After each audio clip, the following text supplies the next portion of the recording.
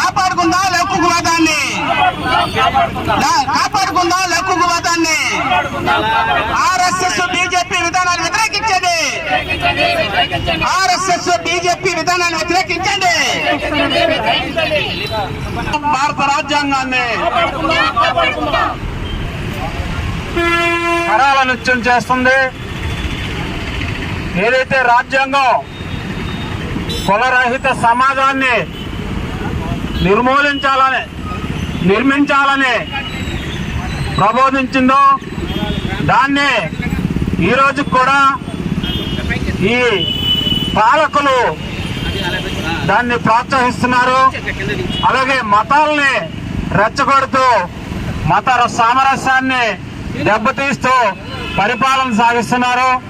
అటువంటి పరిస్థితిలో ఈరోజు మనం 79వ సంవత్సరంలో కూడా ఈ స్వాతంత్రం వచ్చి ప్రవేశిస్తున్నాం.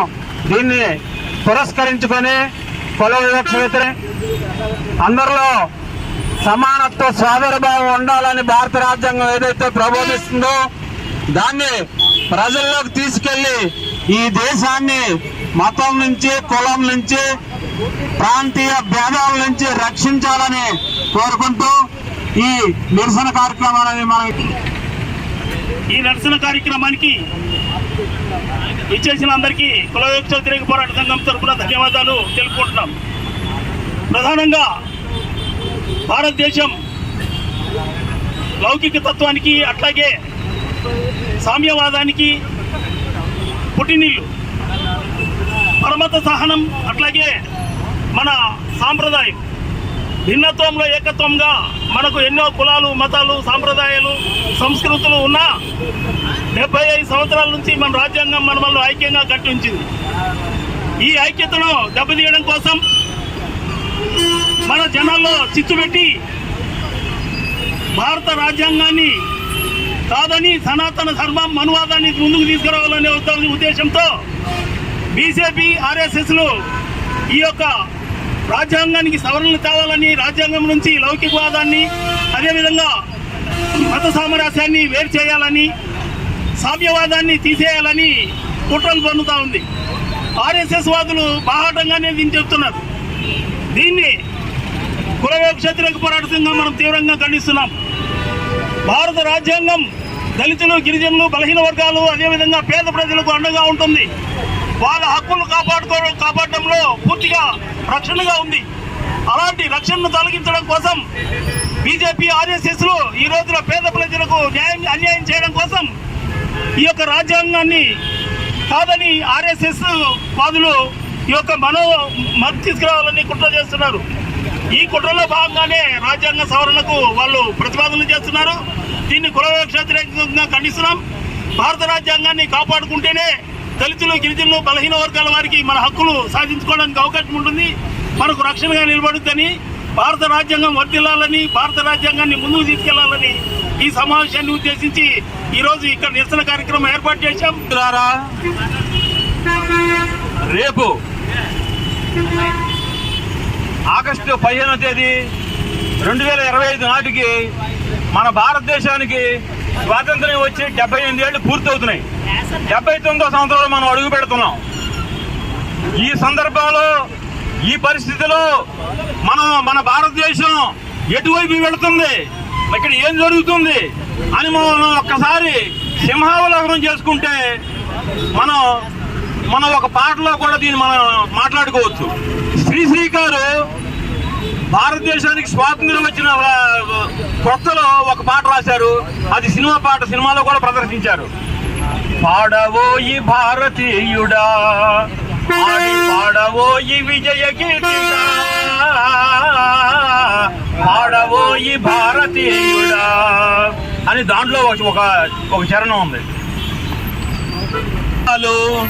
భాషాద్వేషాలు చెలరేగే నేడు, అవినీతి, బంధు ప్రీతి, చీకటి పదారు అలముకున్న ఈ దేశం ఎటు భారతీయుడా, ఆడి పాడవోయి విజయ గీతిగా. అని చెప్పి చెలరేగే నేడు అని చెప్పని స్వాతంత్రం వచ్చిన క్రొత్తలో రాశారు. ఇప్పటికీ 2025లో ఏముంది? మళ్ళీ అదే ఉంది. మనం ఈ భారతదేశం స్వాతంత్రం కోసం పోరాడినప్పుడు కుల మతాలకి సంబంధం లేకుండా, కుల మతాలకు అతీతంగా అన్ని మతాల వారు, అన్ని కులాల వారు మన భారతదేశానికి స్వాతంత్రం కోసం పోరాడారు. ఆ రోజు పోరాడారు. దాంట్లో ముస్లిం సోదరులు ఉన్నారు, క్రిస్టియన్ సోదరులు ఉన్నారు, హిందువులు ఉన్నారు. హిందువుల్లో ఈ భారతదేశాన్ని, ఈ స్వాతంత్రాన్ని ఇప్పుడు ఈ ఆర్ఎస్ఎస్, ఈ బీజేపీ ఏం చేయబోతుందంటే హిందూ సామ్రాజ్యం అంట. హిందూ ఇన్ని భాషలు, ఇన్ని కులాలు, ఇన్ని ఆచారాలు, ఇన్ని వ్యవహారాలు ఉన్నటువంటి దేశం మరొకటి లేదు, కేవలం మన భారతదేశమే. ఇలాంటి భారతదేశానికి కేవలం లౌకికవాదం, లౌకిక రాజ్యం తప్ప మరొకటి శరణ్యం, మరొకటి మార్గం లేదు. అది మన బాబాసాహెబ్ అంబేద్కర్ గారు రాసినటువంటి రాజ్యాంగం మనకి అంత గొప్పది, అంత విలువైంది. ఇంతమంది విభిన్నమైనటువంటి సంస్కృతులు, సాంప్రదాయాలు ఉండి కూడా భిన్నత్వంలో, ఏకత్వంతో మనందరం హ్యాపీగా, ఎంతో సంతోషంగా, ఆనందంగా జీవించాలంటే మనకి భారత రాజ్యాంగంలోనే దీనికి పరిష్కారాలు. మరి అన్ని సంవత్సరాలు గడిచినా ఏది ఏమైనా మనకి భారత రాజ్యాంగమే శరణ్యం. దాన్ని అనుసరిస్తేనే మనకి మనందరం కలిసి జీవించగలం. ఈ హిందూ రిజర్వేషన్ కాదండి, ఎవరో రిజర్వేషన్ అంటారు. ముఖ్యంగా ఇప్పుడున్నటువంటి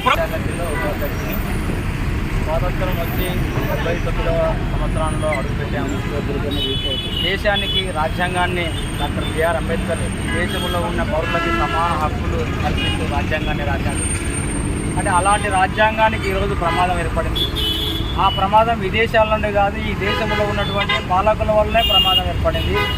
ఎందుకంటే ఈరోజు అక్కడ కూడా ప్రజలు ఎవరైతే ఉన్నారో ఎస్సీ, ఎస్టీ, బీసీ, మైనారిటీలకు అనేక ప్రజలకు కూడా రాజ్యాంగంలో కొన్ని హక్కులు, రిజర్వేషన్లు అనేది కల్పించారు. ఆ రిజర్వేషన్లు నిర్వీర్యం చేయడానికి మొత్తం అన్ని ప్రభుత్వ రంగ సంస్థలను కూడా కారు చౌకగా వాళ్ళు అనుకున్న వారికి కట్టబెట్టే ప్రయత్నం జరుగుతుంది. అందులో భాగంగానే విశాఖ స్టీల్ ప్లాంట్ అమ్మకాన్ని కూడా ప్రారంభించారు. కాబట్టి ఇలాంటి రాజ్యాంగం అనేది పూర్తి స్థాయిలో ప్రమాదం పడి ఉంది. అలాంటి సమయంలో ప్రతి పౌరుడు కూడా ఈ రాజ్యాంగాన్ని రక్షించుకోవాల్సిన బాధ్యత ఆ ప్రజలకు ఉంది. ఎందుకంటే ఈ రాజ్యాంగం ఉంది కాబట్టి ఈరోజు స్వేచ్ఛగా మనం ఈ దేశంలో బతుకుతున్నాం. ఈ రాజ్యాంగం ఉంది కాబట్టి సమానత్వంతో ముందుకెళ్తున్నాం. కాబట్టి ఈ రాజ్యాంగానికి ప్రమాదం వచ్చినప్పుడు రక్షించుకోవడానికి దేశ ప్రజలు ముక్త కంఠంతో ఈ పాలకుల నుండి రక్షించుకోవడం నడుము కట్టాలని తెలియజేస్తూ ముగిస్తున్నాం. కాపాడుకుందాం భారత రాజ్యాంగాన్ని, కాపాడుకుందాం భారత రాజ్యాంగాన్ని. వర్ధిల్లాలి భారత రాజ్యాంగం, వర్ధిల్లాలి భారత రాజ్యాంగం. కాపాడుకుందాం రాజ్యాంగాన్ని, కాపాడుకుందాం రాజ్యాంగాన్ని. వర్ధిల్లాలి బహుజనుల ఐక్యత, వర్ధిల్లాలి బహుజన ఐక్యత, వర్ధిల్లాలి బహుజన ఐక్యత. కల్పించాలి ప్రైవేట్ రంగంలో రిజర్వేషన్లు, కల్పించాలి ప్రైవేట్ రంగంలో రిజర్వేషన్లు. అరికట్టాలి ఓట్ చోరీని, అరికట్టాలి ఓట్ చోరీని. వర్ధిల్లాలి భారత రాజ్యాంగం, వర్ధిల్లాలి భారత రాజ్యాంగం. కాపాడుకుందాం భారత రాజ్యాంగాన్ని, కాపాడుకుందాం భారత రాజ్యాంగాన్ని. వర్ధిల్లాలి ఎస్సీ, ఎస్టీ, బీసీ, మైనార్టీల ఐక్యత, వర్ధిల్లాలి ఎస్సీ, ఎస్టీ, బీసీ, మైనార్టీల ఐక్యత. కాపాడుకుందాం భారత రాజ్యాంగాన్ని. తూట్లు పొడిచే విధంగా బీజేపీ మతోన్మాద ఆర్ఎస్ఎస్ నాయకత్వం భారత రాజ్యాంగాన్ని, చట్టాలని, అందులో ఉన్నటువంటి సవరణలు చేయాలని బీజేపీ మతోన్మాద నాయకులు పూనుకుంటున్నారు. భారతదేశంలో ఉన్నటువంటి అనేక మంది కులాలు, మతాలు, వర్గాలు, ఈ కుటుంబాలన్నిటికీ కూడా భారత రాజ్యాంగం సమానమైన హక్కుని, అలాగే ఎస్సీ, ఎస్టీ, బీసీ, మైనార్టీలకు అంచెంచిన వారిగా రిజర్వేషన్ కల్పిస్తూ ప్రభుత్వ, ప్రైవేట్ రంగాల్లో రిజర్వేషన్లు ఇవ్వాలని భారత రాజ్యాంగం చెప్పబడి ఉన్నది. ఈ భారత రాజ్యాంగాన్ని మతోన్మాద శక్తులు దీనిని పూర్తిగా సవరించి మనవాదాన్ని తేవడానికి బీజేపీ, ఆర్ఎస్ఎస్ పూనుకుంటుంది. దీన్ని మనమందరం భారతదేశంలో ఉన్నటువంటి ప్రధానికులందరూ వ్యతిరేకించి భారత రాజ్యాంగాన్ని కాపాడవలసిన బాధ్యత మన అందరిపైన ఉందని మరొకసారి విన్నవిస్తూ ఈ అవకాశం ఇచ్చిన మీ అందరికీ ధన్యవాదాలు తెలియజేస్తున్నాను. భారత రాజ్యాంగానికి స్వాతంత్రం వచ్చినటువంటి దినం. ఆ రోజు 1947 నుంచి మనమే ఎంతో ముందు పోరాడుకున్నాం. భారతదేశానికి స్వేచ్ఛ స్వాతంత్రం గురించి పోట్లాడిన సందర్భంగా మన దేశానికి స్వాతంత్రం వచ్చి ఈనాటికి 78 ఏళ్ళు పూర్తయి 79లో అడుగు పెడుతున్నాం. కానీ మన దేశంలో ఉన్నటువంటి ఈ ఆర్ఎస్ఎస్ మతోన్మాద పార్టీలు మన దేశాన్ని ఏలుతున్నాయి. వారి విధానాలు ఈరోజు ప్రజలకి అనేకమైన ఇబ్బందులు, ఎంతో కష్టపడి ప్రజల కోసం, వెనుకబడిన ప్రాంతాల కోసం డాక్టర్ బాబాసాహెబ్ అంబేద్కర్ గారు రచించినటువంటి భారత రాజ్యాంగాన్ని ఈరోజు ఉన్నటువంటి ప్రభుత్వాలు పూర్తిగా మార్చేయాలనేటువంటిది ఆలోచన చేస్తున్నాయి. ఇటువంటి విధానం చాలా ప్రమాదకరమైనటువంటిది. రాజ్యాంగం అన్నది ఉంది కాబట్టే ఈ రోజు మన దేశాన్ని మనం పరిపాలన చేసుకోగలుగుతున్నాం. మనకున్నటువంటి స్వేచ్ఛ స్వాతంత్రాన్ని పొందగలుగుతున్నాం. ఈ యంత్రాంగాన్ని అంతటినీ కూడా మనం పరిపాలన చేసుకోగలుగుతున్నాం. అదే ఈ రోజు ఈ ప్రభుత్వాలు మార్చివేయాలని చూస్తున్నాయి. మరి మన దేశంలో భిన్నత్వంలో ఏకత్వం అనే లౌకిక రాజ్యాంగం మన దేశంలో ఉంది. అటువంటి రాజ్యాంగాన్ని చోట్లు పడిచి ఇప్పుడున్నటువంటి పాలకులు మన దేశాన్ని విచ్ఛిన్నం చేయాలని చూస్తున్నారు. అదేవిధంగా ఇంకా స్వాతంత్రం వచ్చి 79 సంవత్సరాలు అయినప్పటికీ కూడా మన మధ్య దాడులు, దౌర్జన్యాలు, స్త్రీల మీద అత్యాచారం, అంతేకాకుండా మన మధ్యని సాంస్కృతికంగా మత సామరస్యాన్ని తీసుకొచ్చి అనేకమైనటువంటి ఇబ్బందులు పెడుతూ రాజ్యాంగాన్ని ప్రజల్ని ఇబ్బందులు పెట్టే పాలకుల్ని మనం నడబెట్టాలి. కాబట్టి ఈరోజు ఉన్నటువంటి రాష్ట్రంలో కూడా సనాతనవాదులు మంట కలుపుతున్నారు. ఇటువంటి వాళ్ళందరినీ కూడా మనం క్షమించేది లేదు. భారత రాజ్యాంగం ఏం చెప్పింది? అందరూ కుటుంబాలు భావాలు లేకుండా ఐకమత్యంతో ఉండాలి, సమానత్వం పొందాలి, అందరూ సమానమే, స్త్రీలు పురుషులు అందరూ కూడా అటువంటి రాజ్యాంగ విలువల్ని కట్టుబడి ఉండాలి. కానీ ఈరోజు చేస్తున్నటువంటి మన అందరం కూడా భారత రాజ్యాంగ విలువలు కట్టుబడి ఉన్నాం కాబట్టి ఆ రాజ్యాంగాన్ని కోసం పనిచేస్తున్నది కేవీపీ. పూర్తయినప్పటికి కూడా దళితులకి ఎక్కడ స్వేచ్ఛ స్వాతంత్రం లేదు. డాక్టర్ బాబాసాహెబ్ అంబేద్కర్ గారు మనకి ప్రసాదించిన రాజ్యాంగం ఏదైతే ఉందో ఫలాలు అవి ఏవి కూడా ఉండకుండా బీజేపీ ప్రభుత్వం రాజ్యాంగం మీద తీవ్రమైన దాడికి దిగింది. ఎన్నికల ముందు మీ అందరికీ గుర్తుండాలి, మొత్తం పూర్తి మెజార్టీ వస్తే బీజేపీకి రాజ్యాంగాన్ని మార్చేస్తామని ఆనాడు మోడీ గారు అలాగే వాళ్ళ అనుయాయులు ఆర్ఎస్ఎస్ అంతా కూడా చెప్పి ఆ రోజు ప్రకటించారు. కానీ దేశవ్యాప్తంగా పెద్ద ఎత్తున ఎప్పుడైతే ఈ రాజ్యాంగ వ్యతిరేక ప్రజలు వ్యతిరేకత తెలియజేశారు, తర్వాత బీజేపీ తోక ముడుచుకొని ఆ రాజ్యాంగాన్ని మార్చడం లేదని ప్రకటించవలసిన దౌర్భాగ్య పరిస్థితి వాళ్ళకి కనిపించింది. అంటే ఈరోజు దేశంలో ఏం చేసినా చెల్లుతుందని బీజేపీ చెప్తే దానికి సరైన సమాధానం దళిత సంఘాలన్నీ కలిపి చేస్తాయి. ఈరోజు రాజ్యాంగాన్ని మార్చే అధికారం ఎవరిచ్చారని సందర్భంగా అడుగుతున్నాం. ప్రభుత్వ రంగ సంస్థలన్నీ కూడా అమ్మేసి దళితులకి రిజర్వేషన్ అవకాశం లేకుండా చేస్తున్నారు. విద్యార్థులకి స్కాలర్షిప్లు, ఎస్సీ ఎస్టీ కార్పొరేషన్లు పూర్తిగా నిర్వీర్యం చేస్తున్నారు. ఎస్సీ ఎస్టీ సబ్ ప్లాన్ కానీ అలాగే దళిత పేటల అభివృద్ధికి కానీ ఎక్కడ కూడా నిధులు కేటాయించడం లేదు. ఈ మధ్య చంద్రబాబు నాయుడు గారు ప్రకటించారు, ఎస్సీ ఎస్టీ సబ్ ప్లాన్ ఏదైతే ఉందో చట్టబద్ధంగా దాన్ని అమలు చేస్తామని చెప్పారు. కానీ ఇక్కడ ఆచరణలో చూసుకుంటే చంద్రబాబు నాయుడు ఈరోజు పూర్తిగా దళితుల వ్యతిరేక చర్యలకు పాల్పడుతున్నారు. దళితులకు ఉన్న ఉచిత విద్యుత్ ఏదైతే ఉందో దాని మీద పెద్ద ఎత్తున దాడికి దిగారు. ఈరోజు స్మార్ట్ మీటర్లు పెట్టి దళితులు ఎవరైతే ఉచిత విద్యుత్ పొందుతున్నారో వాళ్ళకి ఆ హక్కు లేకుండా చేస్తున్నారు.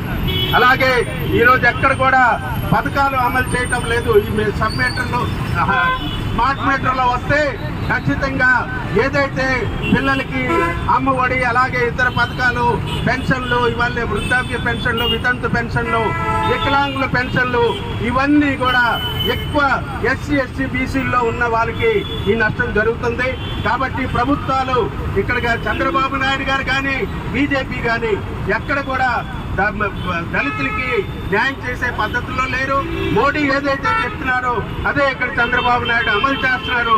ఇది చాలా దుర్మార్గమైన చర్య.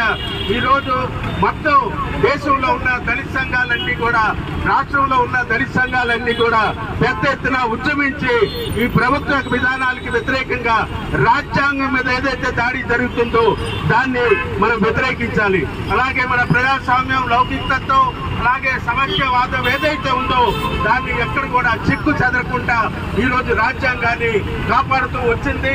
ఇన్ని సంవత్సరాలైనా సరే ఈ స్వాతంత్రం ఉందంటే భారతదేశంలో ప్రజలు కలిసిమెలిసి ఉంటున్నారంటే దానికి ప్రధానమైన కారణం మన రాజ్యాంగం.